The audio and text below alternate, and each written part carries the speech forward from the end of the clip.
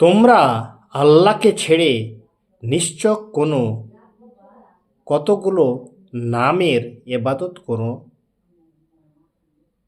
তোমরা আল্লাহকে ছেড়ে নিছক কতগুলো নামের ইবাদত করো, সেগুলো তোমরা এবং তোমাদের বাপ দাদারা সাব্যস্ত করে নিয়েছে। আল্লাহ এদের কোনো প্রমাণ অবতীর্ণ করেননি। আল্লাহ ছাড়া কারোর বিধান দেবার ক্ষমতা নেই। তিনি আদেশ দিয়েছেন যে তিনি ব্যতীত অন্য কারোর ইবাদত করো না। এটাই সরল পথ, কিন্তু অধিকাংশ লোক তা জানে না। সূরা ইউসুফ 40 নম্বর আয়াত।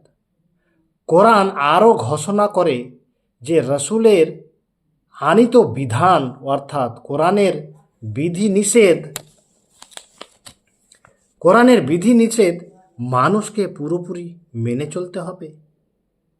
যেমন আল্লাহ তাআলা বলছেন, আল্লাহ জনপদবাসীদের কাছ থেকে তার রসুলকে যা দিয়েছেন তা আল্লাহ রসুলের, তার আত্মীয় স্বজনের, ইয়তীমদের, অভাবগ্রস্তদের এবং মুসাফিরদের জন্য, যাতে ধনৈশ্বর্য কেবল তোমাদের বিত্তশালীদের মধ্যেই পুঞ্জীভূত না হয়।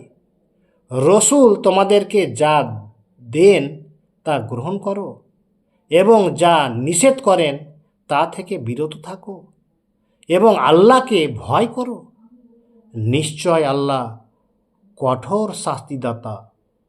সূরা আল হাসর 7 নম্বর আয়াত।